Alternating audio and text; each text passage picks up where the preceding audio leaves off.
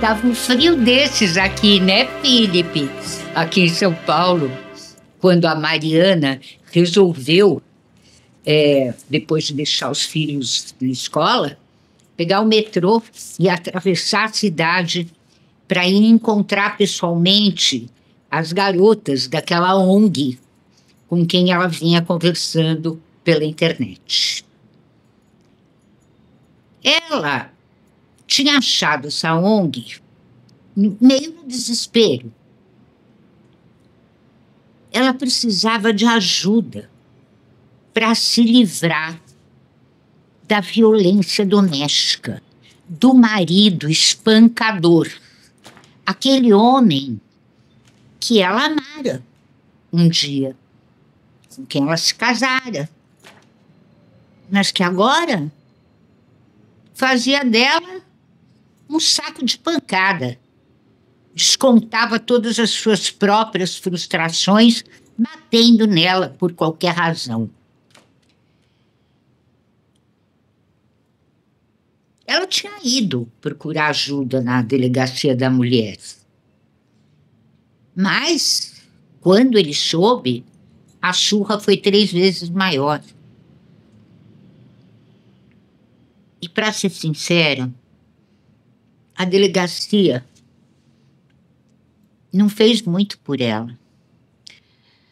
Porque ofereceu para ela e para as crianças uma casa-abrigo, num outro bairro, longe, uma casa-abrigo onde ela iria morar com outras mulheres na mesma situação que ela. E as crianças? Iam deixar os amiguinhos do bairro, a escola, tinham que mudar de escola, ela ia perder as amizades. Afinal, ela morava num bairro onde ela crescera. O marido não valia isso, não. Ela queria se livrar daquela situação, mas esse preço ela não quis pagar. Outra coisa que ofereceram a ela foi uma liminar judicial, processo judicial que acabaria numa liminar impedindo que ele se aproximasse dela. Mas o que adiantava? Ela via na televisão. Os números de feminicídio no Brasil só tinham crescido, principalmente depois daquele governo de direita lá eleito em 2018.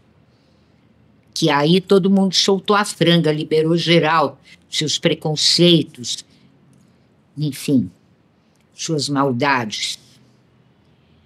E ela via na televisão mulheres cujos maridos tinham recebido uma sentença semelhança, mas mesmo assim eles chegavam lá e matavam essas mulheres. Então, aquilo não era solução, não. Aí ela achou essa ONG na internet, começou a conversar com as garotas, com as moças, e contou todo o problema dela. Eu não aguento mais apanhar do marido, né? Quem é que aguenta? É uma violência estúpida, um desrespeito, um tudo, né? Mas ele é fisicamente mais forte do que eu. E eu acabo perdendo as brigas. E ela ficou conversando com essa ONG há algum tempo. E, entre outras coisas, entre opções para se livrar da violência, ela foi tomando uma maior consciência da condição feminina, né? Da condição social das mulheres. Ela percebeu que a Igreja Católica tinha passado 600 anos queimando mulheres como bruxas nas fogueiras. Ela percebeu que durante muitos e muitos séculos as mulheres eram consideradas menos racionais, não estudavam, não aprendiam a ler e escrever, eram preteridas na educação em favor dos irmãos homens, não podiam votar, não eram cidadãs de primeira classe. O voto feminino no Brasil é de 1934. Nos Estados Unidos, 1920. Então,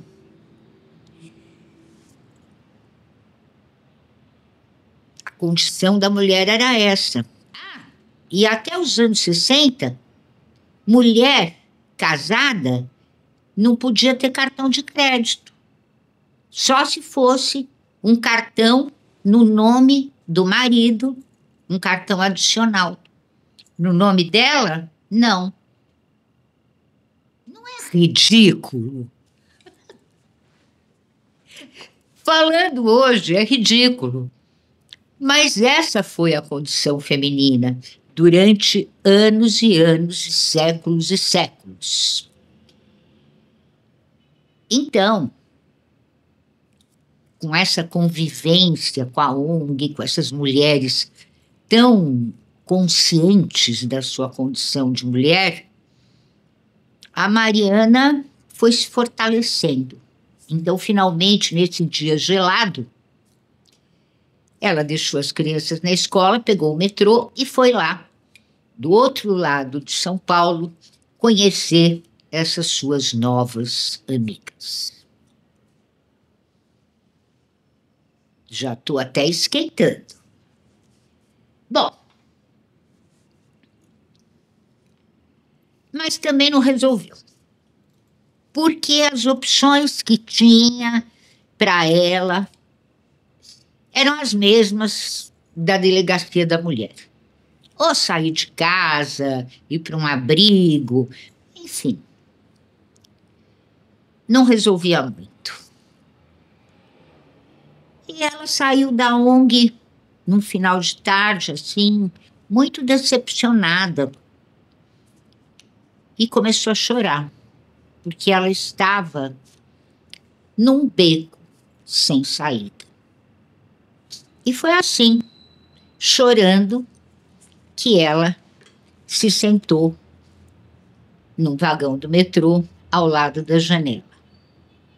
Na primeira estação que o metrô parou, subiu no mesmo vagão uma fulana muito esquisita. Uma negra, com aqueles trajes africanos, mas negra, negra mesmo.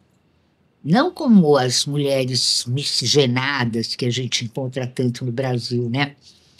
Mas negra retinta e vestida como uma africana. E foi se sentar ao lado da Mariana. Viu que ela estava com os olhos marejados, cheios de lágrima, e perguntou: será que eu posso fazer alguma coisa por você, minha amiga? E a Mariana? Ei, que pretensão dessa fulana!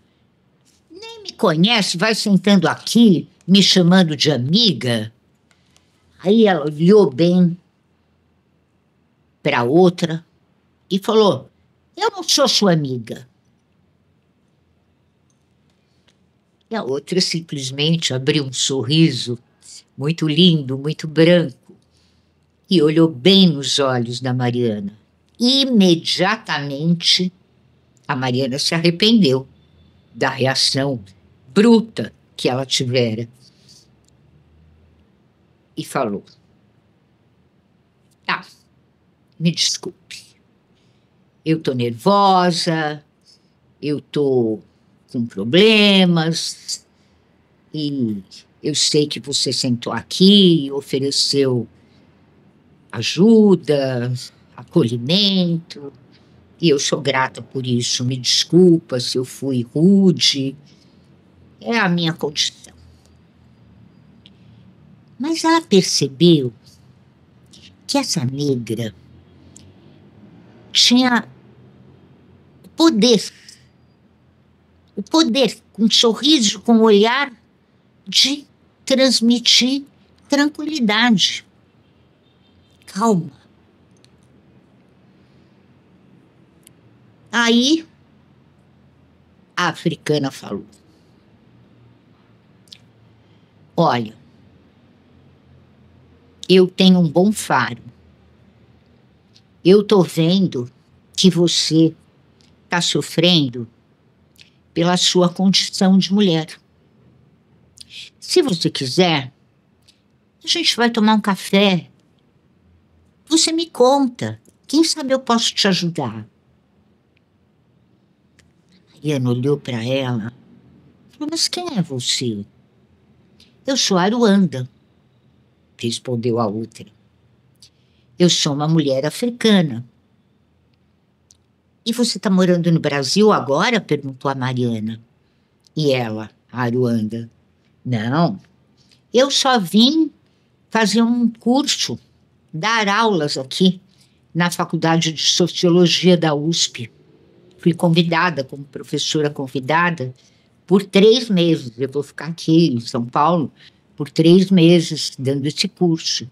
Cheguei anteontem. Estou hospedada num hotel aqui perto. Logo vem a estação aí, Trianon.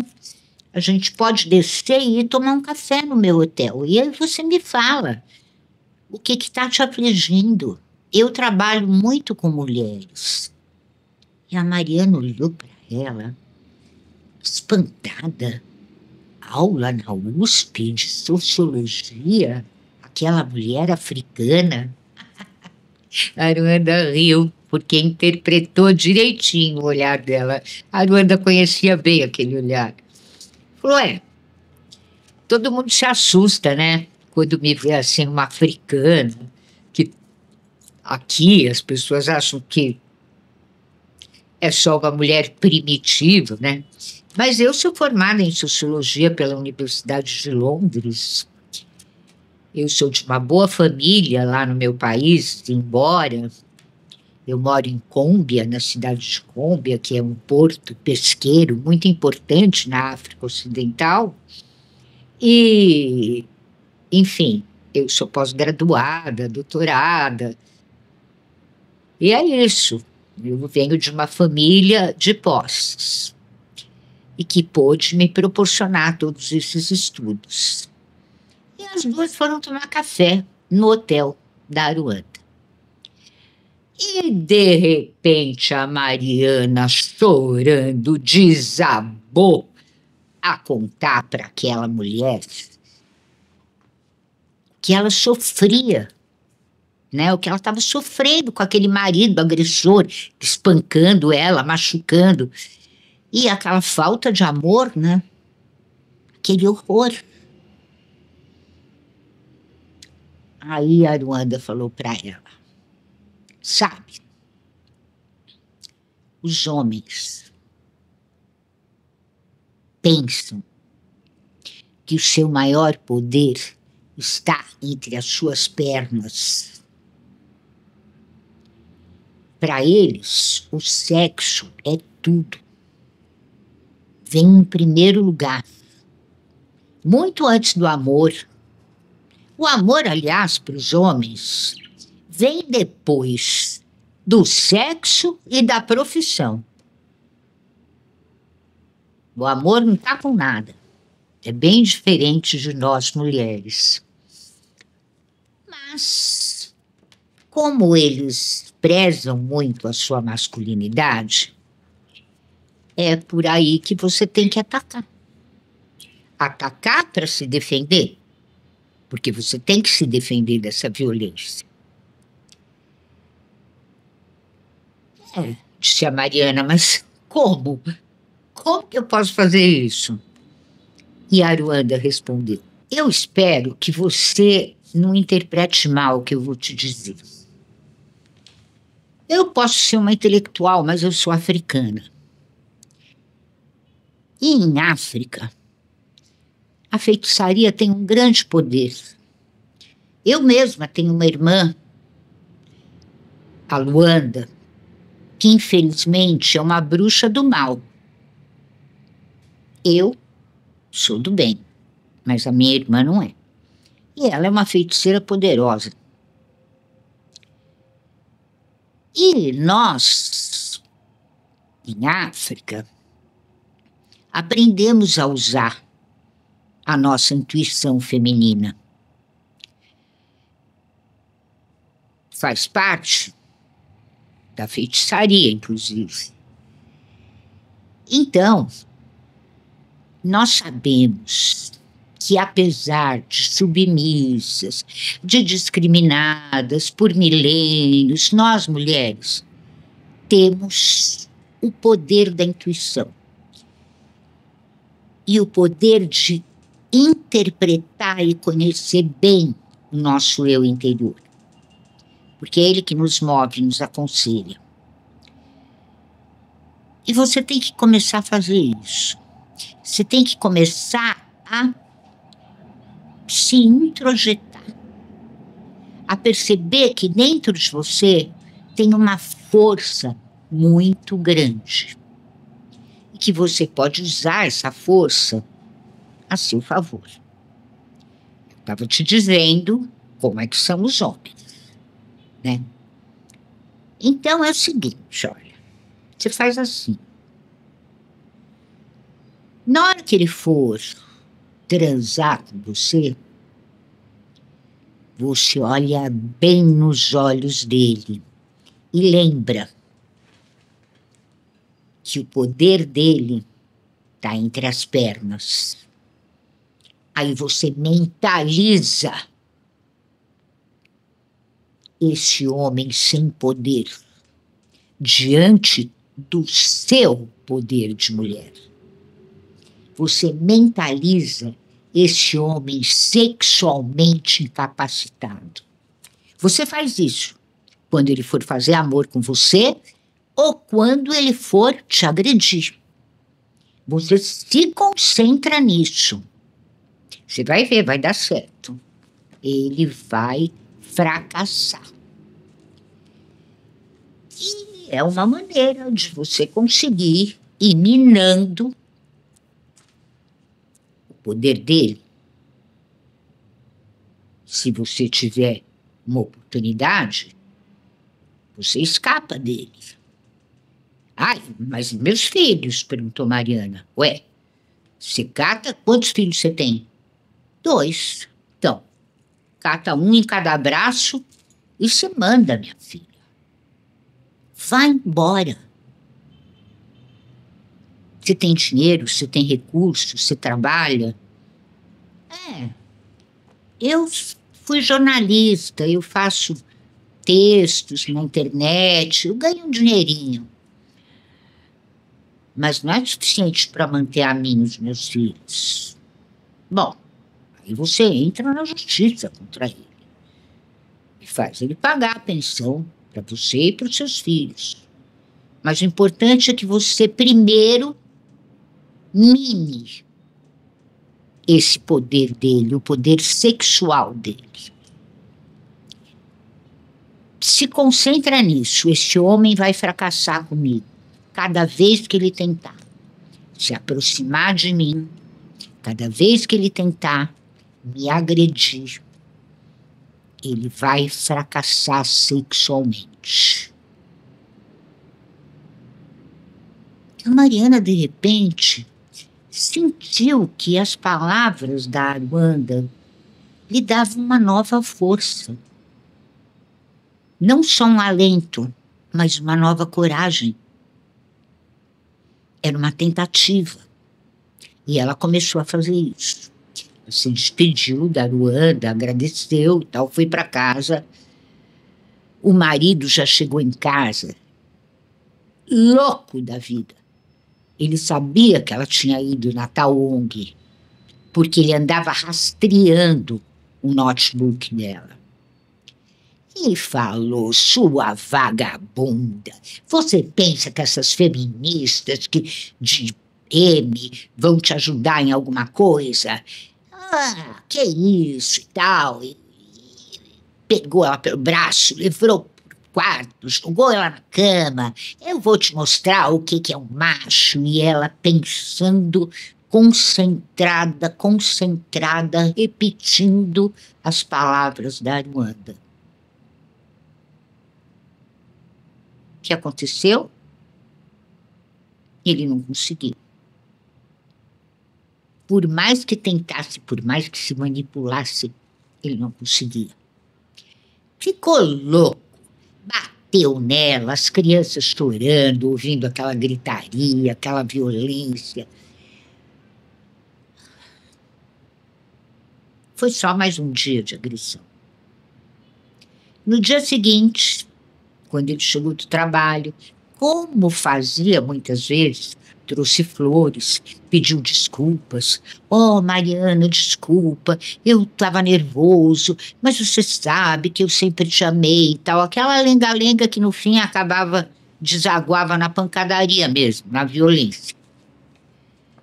E assim foi, durante algum tempo. A Mariana, cada vez que ele chegava perto dela, ela pensava no fracasso sexual dele. Até que um dia, quando ele estava desesperado, tentando transar com ela e sem conseguir, ele se distraiu por um instante, ela, por aqui, saiu correndo, catou a chave do quarto, fechou a porta, trancou a porta, pegou as duas crianças, a chave do carro dele, a carteira dele e, uau, se mandou para o hotel da Aruanda. Chegou lá, se registrou no hotel com as crianças, com o cartão de crédito dele. As crianças sem entender nada, né? Que deu na minha mãe. E ligou para a Aruanda. Era de noite, 8 e pouco da noite. A Aruanda atendeu, ela falou, eu segui os seus conselhos. E eu tô aqui, tô me registrando no seu hotel. E aqui eu vou ficar com os meus filhos. E vou fazer todo o resto que você me sugeriu. E foi assim que a Aruanda e a Mariana se entenderam às mil maravilhas. A Mariana ficou lá no hotel, a Aruanda ajudou ela, arrumou uma advogada, a advogada entrou na justiça, a ONG, aquela ONG onde a Mariana frequentava já pela internet, depois tinha ido lá, ajudou, deu todo o suporte. E para encurtar a história,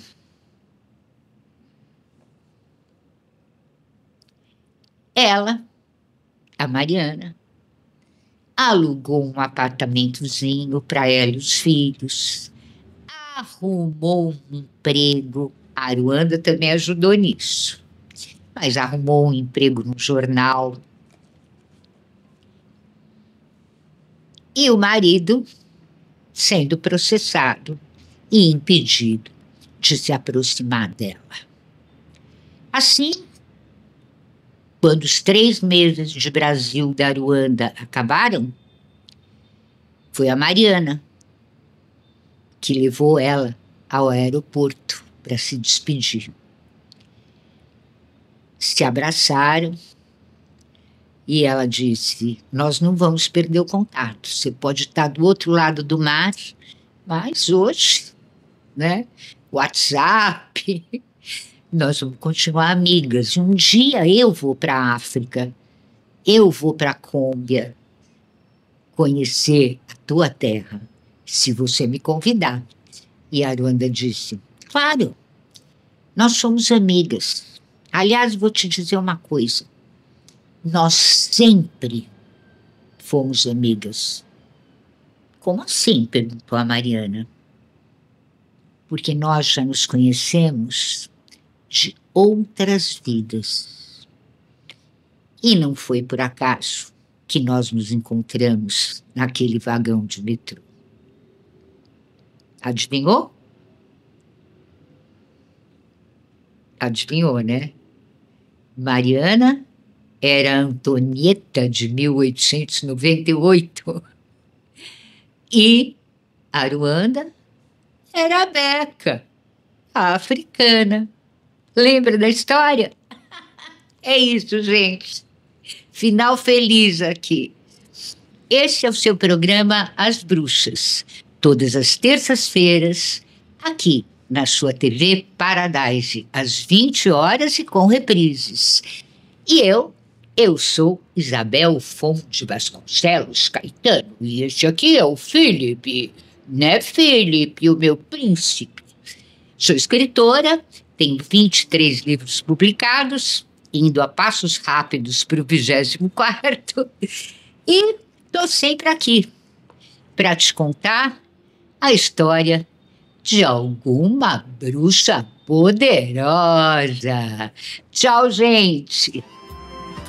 Beijo do Felipe e até a próxima!